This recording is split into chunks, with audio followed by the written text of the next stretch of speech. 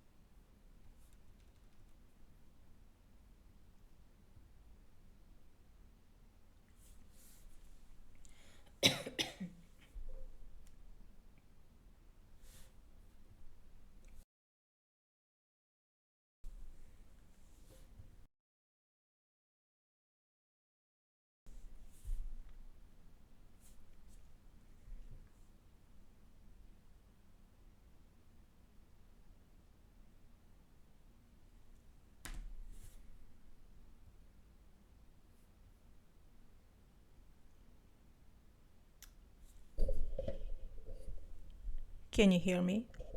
How is the sound? I checked the sound before we started, and I think it was going fine. But if it's not, please let me know in the chat, because I want to know. Because if all goes well, this will go up on YouTube. So, it's been a while. I haven't been here. I haven't streamed in like, I don't know, over 6 months probably. And that has to do with the fact that I was busy. I was studying, and I'm not anymore. And so I thought that we can go back to doing this fun little thing. Anyway, I'm gonna start recording now, and then I'm gonna do official welcome to the stream. Okay, so the thing is, I was recording, and then I stopped recording, and then I started again. But anyway, welcome to this holiday stream of the X-Files fanfiction reading. I am Dinara, aka Alien Super Soldier, aka that Krycek chick, and I have missed doing this, even though I'm still nervous, going live every time. But yeah, so tonight we're going to read a fun little story called Xmas Fair by Krissy. It was written, let's see, when was it? I don't even know when it was written. Let's see. Doesn't say, but it's an old one because it's on Rat B Fanfiction Archive, the term ter/MA, that infamous Mulder and Krycek fanfiction archive. There are a lot of stories there and a lot of good ones, but not a lot that I can read live like this in an unrestricted fashion. So I chose one that is, I mean, it's rated PG-13. There are some F-bombs, but I'm going to bleep them out, and by that I'm gonna do the X-Files thing. I'm gonna say bleepin instead of the F word, just because I'm not sure how strict they are on YouTube, and I mean, I don't want to get my video blocked or anything, but also because it's just a fun X-Files thing to say bleep literally instead of cussing. So, How is everybody? As you can see, I'm in a new filming location. I'm in a new apartment. I have moved, and I moved fairly recently, which is why it's kind of bare bones here. I do miss my original setup, my bedroom with all the art and the books, but it's a lot quieter here, and the acoustic is better. And I feel like I can just sit here alone in this apartment and just, stream and talk for hours on end without getting interrupted, because it's kind of noisy in my old place. Like, the neighbors are noisy, and here I barely hear anyone, which is a good thing. I hope you can see my little Halloween tree behind me. It's a Christmas tree, but I did the contrarian thing, and I put the Halloween Halloween decorations on the tree instead of Christmas. So it's a Halloween tree. It's giving a little Nightmare Before Christmas vibes, I hope. So yeah, that's the one I have in the background, and that's it. Not much else. Hopefully, with time, we will get this spruced up. Just add some flair to this filming / recording location. But yeah. So, what have you been doing? You can write in the comments, or like in chat, what you're doing right now, how you're preparing for the holidays, if you're preparing for the holidays. It's a very, very strange. I feel strange. Here's what I'm gonna say. I'm gonna be real. I feel strange talking about holidays and just fun stuff when there's, with all that's going on, because my social media is filled with just a lot of bad things, and here I am just doing a little Christmas fun, like little fanfic thing. But at the same time, I think personally that it's important that we don't forget about these little things that bring us some joy and really emotional sort of stress release, and just try and have fun. I am not I can't get into holiday spirit at all. I'm just not there.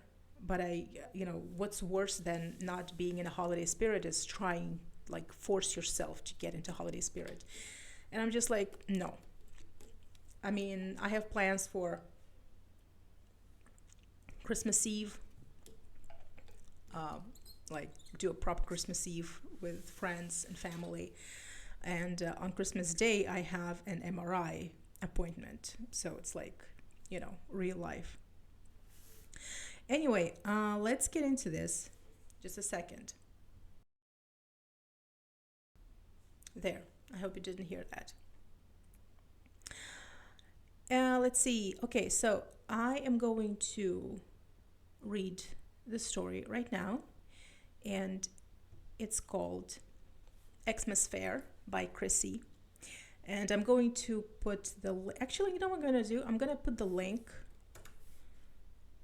to the story in the chat in case people want to read along, or if you're just curious. And also, this archive is not for children. There's some mature content there. Not this story, but some, a lot of other stories are. Okay, Xmas Fair by Krissy.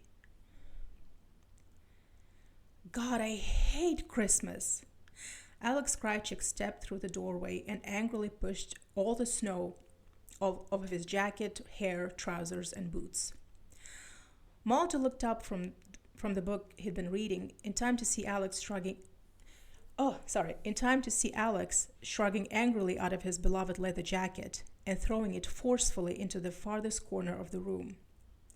Chuckling, Mulder asked, Aw, that's what it gets for shielding you from that bad weather out there? Alex cast an angry look at Mulder, who was obviously amused beyond belief. That's not funny. You don't know what's going on out there. Bleep, I don't even know what's going on out there. All I wanted was to go to the supermarket at the corner and get some chocolate sauce for the later. But it's like everyone is on the street right now, running around with like 100 bleeping bags, and they don't care if they push somebody right into a bleeping dumpster as long as they get to the next department store. And inside the supermarket, oh God, I practically boxed my way through 1,000 customers, and then I had to wait over 2 bleeping hours to pay. I just wanted a damn bottle of chocolate sauce. I was this close to shooting my way out. Alex stood heavily panting, red-faced with anger, the fingers on his right hand less than a millimeter apart, and glared at Mulder. Okay, how are we doing? And I'm getting parched. Like already.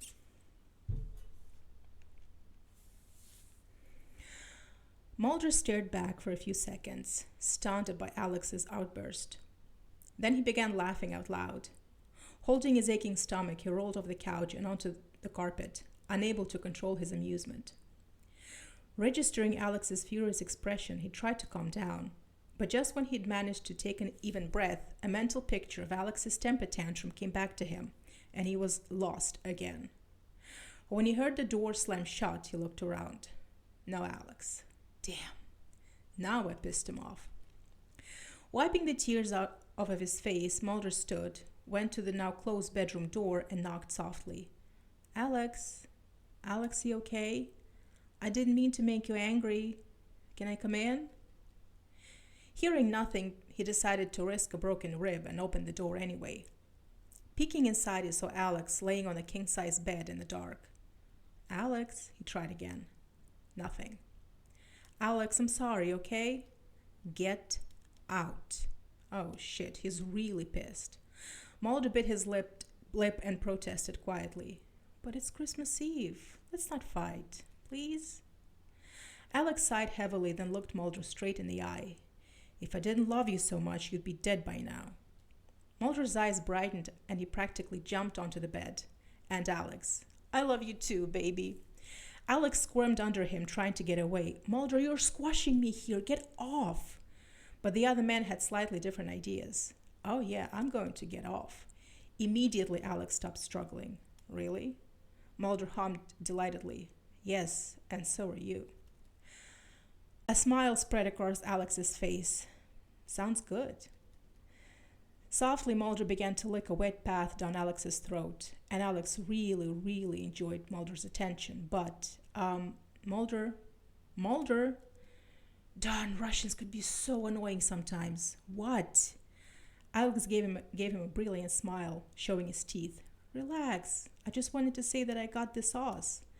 The other man frowned, and Alex rolled his eyes. God save the world from dense FBI agents. The chocolate sauce I almost got killed for? Oh, yeah, it's in my jacket. Go get it, okay? Mulder averted his eyes and absently fingered the sleeve of Alex's shirt, but made no move to get up. What are you waiting for? Mulder had noticed from the get-go that the patience was not Alex's strong suit. Therefore, he wasn't terribly surprised when Alex's reaction to his softly uttered no came out somewhat strong and with a hint of the assassin in his voice. No? Mulder calmly shook his head. Why the hell not, Mulder? Mulder, he warned, I'm starting to get pissed again.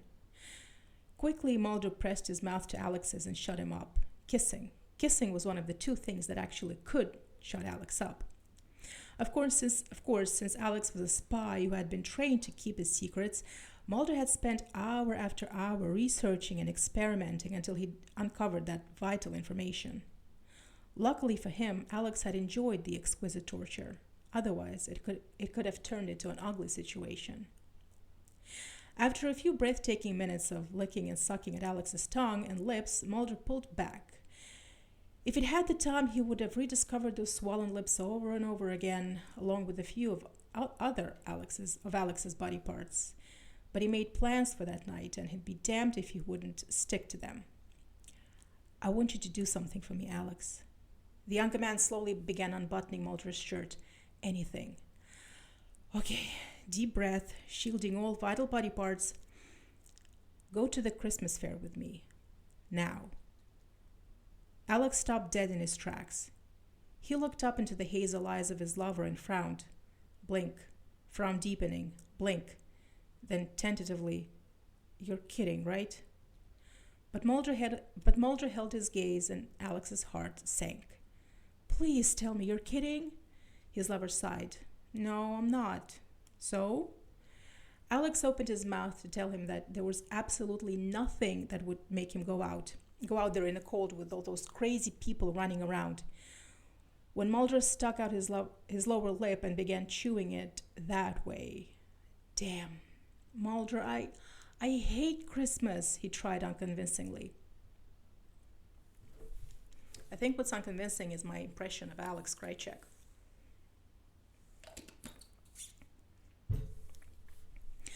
The slightly older man moved in and kissed the tip of Alex's nose. Do it for me, please. Blink, frown, blink. Shit. Alex jumped out of the bed and rushed over to the closet, grabbing his gloves and what was for him an uncharacteristically heavy coat. Let's go before my better judgment returns. Mulder quickly followed him and actually arrived at the door first. He knew all too well just how quickly Alex Krycek could really change his mind. Their journey into Old Town Alexandria had been a kind of long but pleasant one. There really were a lot of people on the streets, yet somehow Alex found that it didn't bother him that much with Mulder at his side. As they turned around the last corner and the Christmas fair came into sight, Alex stole a brief look at his lover's face, which lit up and looked almost as bright as the big decorated trees framing the fair area. Mulder dragged Alex straight to one of those wooden cabins that sold hot chocolate and waffles with maple syrup. He ordered one for each of them. While Mulder joyfully drank and ate, Alex observed the scenery and the people and sighed about the 100th time. Okay, sorry, I'll start over. Alex observed the scenery and the people and sighed about the 100th. I really don't want to be here, and I don't have a clue how you managed to make me come out with your complaint just for the good measure. Much to his surprise, he actually liked it here. All the lights and scents and even more people wandering happily around, talking, having fun. He felt almost at peace. But no, he'd rather write that oily and postcard saying, it was nice, we should do that again sometime, than admitting any such thing to Mulder. He had an image to protect after all. Oh, and by the way, oilian, for those who are confused, is the black oil alien. So, let's see. You know what the best thing about us being together is? Asked Mulder, startling Alex out of his reverie. I've really gotten to know you better than anyone else knows you. Alex's head shut up and he swallowed. Trying to be nonchalant, he asked, Really? But Mulder just smiled and put some money into the cabin's wooden counter. Yeah, come on, let's go home. Go? I thought you wanted. What I wanted was to go to the Christmas fair with you, and you came with me. That's enough for me. Now, Mulder moved in real close until his lips tickled Alex's ear and whispered, Now I just want to go home, throw you onto our bed, and bleep you senseless. And then Mulder was gone, whistling as he walked down the street. He left Alex staring after him, mouth hanging open. How the hell did Mulder do that? Why was this particular man able to make Alex do whatever he wanted him to do without even having to put much effort? What was it about Mulder that could leave... I'll start over. What was it about Mulder that could leave a goddamn trained assassin into a mouth-hanging, stupidly open kind of jerk? Alex quickly snapped his mouth shut and started after his lover. When he came up beside him, he put an arm through Mulder's and gave him a sweet grin. I love you, you know? Tightening the hold on his lover's arm, Mulder gave Alex a quick peck on the cheek. Love you too.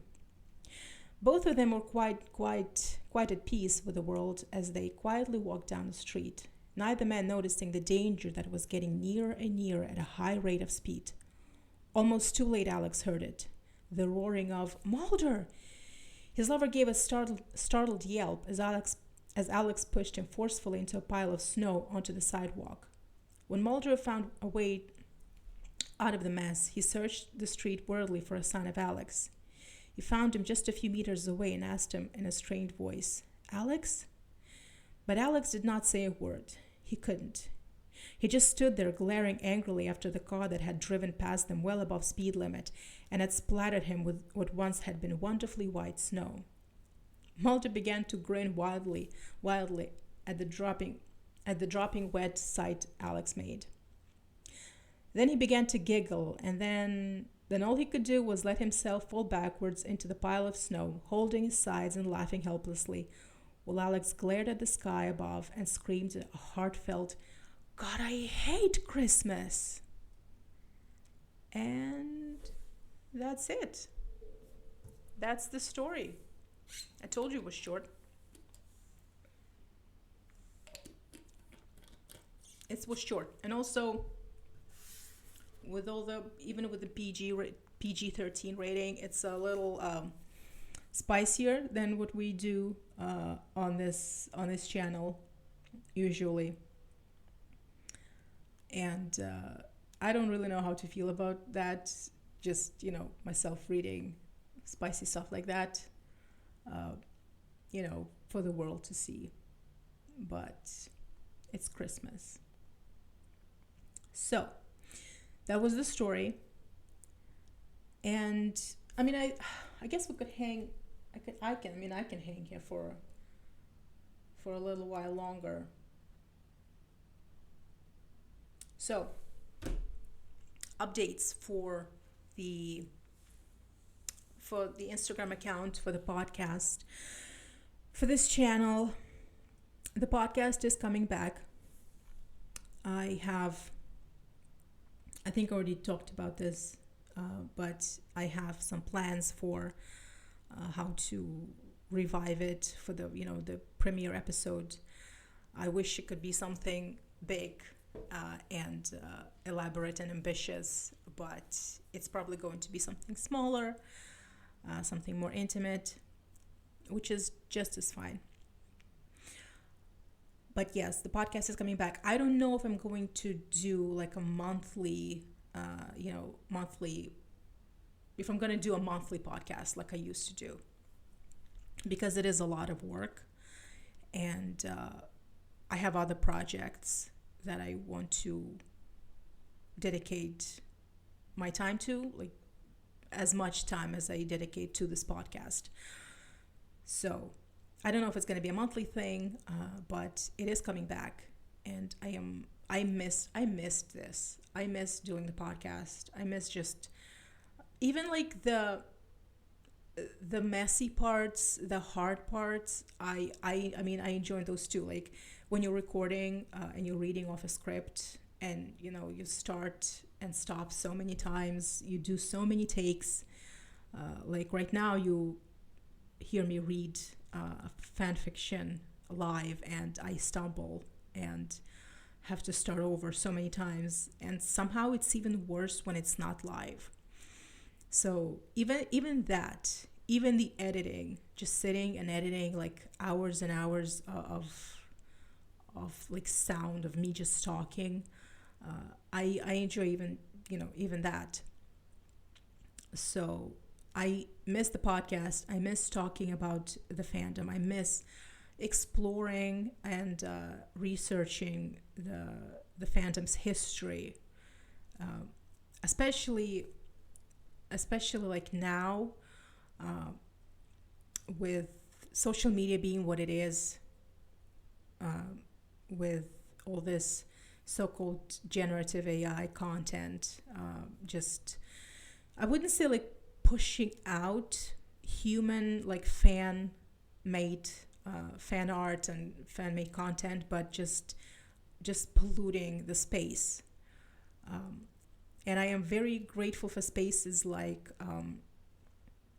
X-Files Reddit for having that rule, no generative AI content. And I think I'm just grateful for the fact that X-Files Reddit exists, because it feels to me like it resembles those old school chat rooms and forums. It has this feel, has this vibe, and I'm glad that there are still spaces like that. I mean, I talked on the podcast that spaces like this don't exist anymore on the internet, but they do, obviously. X-Files Reddit and probably some other groups, like maybe more private, smaller fan groups, even on Facebook. But for the most part, it feels like this fandom. Let me put it this way: it feels more performative. Being a fan, especially a fan creator on social media, is more performative. It has to do more with like promoting your content and being seen, and has more to do with how many followers you get, how many likes you get, than with making real friends and real connections, and just like talking about the show. There is still that, but it happens. It's sort of that's not the main point of social media anymore. The point of social media is to be a content creator. More likes, more followers. The point of social media is no longer to make new friends. So with that, I am, call it like a sort of like a defense mechanism, or a reactionary thing, but that the climate on social media, all the AI content, and just like fan creators turning into these like celebrities within the fandom, like that's what makes me want to go back and just research and explore how the fandom used to be. And I'm not like in any way trying to idealize how it used to be, because people have always been people, and there's always been toxicity and discrimination and just shit posting, even like in the 90s, of course. And I think maybe in some ways it has gotten better. I think that for the most part, fan spaces have become more inclusive and more representative of like minorities, like LGBTQ people, and fans that are like people of color. So I think in that way it has gotten better. But I like history. I like learning about the history of our fandom. So yes, the podcast is coming back, and I don't know when exactly, but sometime like in the beginning of next year. I'm not going to try and rush anything into anything and try to just produce an episode very fast by the end of this year, unless the quality of this fanfic read is so good that I will turn it into an episode, but I doubt that. So what else? I'm back to writing my novel. I haven't done that also in a while because I was studying, but yeah, the novel, the writing is back on, and I gave myself, like, NaNoWriMo doesn't exist anymore. They kind of shot themselves in the foot there, but I'm doing sort of my own NaNoWriMo, but like across December and January, I gave myself 4 weeks to finish the first draft. And it's like they say, don't worry about being good, just make it exist. And this is the mantra that I'm really trying to hang on to, because like I'm writing this first draft and it's so embarrassing. It's so embarrassing. I am just, like I'm cringing on the inside when I'm writing it. Like some of it is very good. Some like passages and some scenes that I've written, I feel like I really, it's like my best work is there. I really like some of that. But, but then you have to connect. So, you have one scene or you have one chapter, and then like in the beginning, and then you start writing something that happens like, a little later in the novel. And then now you have to bridge let's say those two chapters, and bridging that, writing those missing pieces. That's what's so hard. That's what makes it embarrassing, because the filler really much feels like filler. It feels like I'm just like a second grader trying to write a novel. So the mantra, don't worry about it being good, just make it exist. Is really helpful. And so what my plan is to finish the first draft in these 4 weeks, and then let it rest, let it sort of just sit there, or in my drawer, and then I'm gonna do all the research, because there's a lot of research that I need to do for that novel. Just like history and mythology, and just a lot. It's very dense. It's very history dense. So I'm gonna do all the research that I need to make my novel read believable. And then I'm gonna that's gonna come in the second draft. Fleshing out the lore, fleshing out the history, making it like historically accurate. I haven't said it yet, but it's a period piece. It takes place mostly during the 80s and 90s in my homeland, Kazakhstan. And so that is, of course, the time when, right before, during, and after the collapse of the Soviet Union. And so this is the time period that I want to explore in the novel through the characters, obviously through the characters. But it was going to be set in the future. It was going to be a much more like speculative sci-fi adjacent novel. But then I just dropped that idea because it was too out there, and I wanted something more grounded. So instead we're going to have a historical, like a period piece, but it's going to have elements of magical realism and just Kazakh folklore and mysticism instead. So I am very excited about finishing the novel. And just like thoughts about, how are you going to publish it? Are you going to like self-publish, or are you going to try and publish it the old-fashioned way? And that's the farthest thing on my mind right now. I just want to get it done. So yeah, podcast is coming back. I am writing my novel full speed ahead. What else? Yeah, I mean, those are like the big two things that I'm working on right now.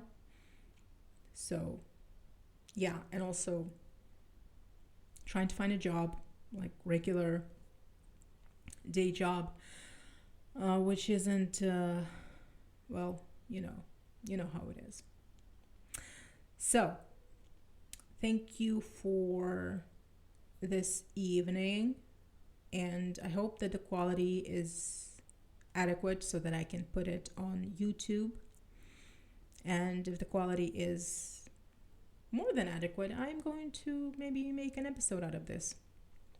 We're just gonna have to wait and see. Anyway, I mean, I guess you can say that you can kind of hear that I haven't done it in a while. I haven't done a fanfic read in a while because I was a little rusty, like just reading it. But it's been fun nonetheless, and we're gonna keep doing these. We're gonna keep reading old school fan fiction and keeping with the theme of the podcast. We're going to be mostly reading and exploring slash fan fiction. So Mulder Krycek, Dana and Monica, Mulder Skinner. So that's so. If you guys want MSR, you've come to the wrong channel. I'm sorry.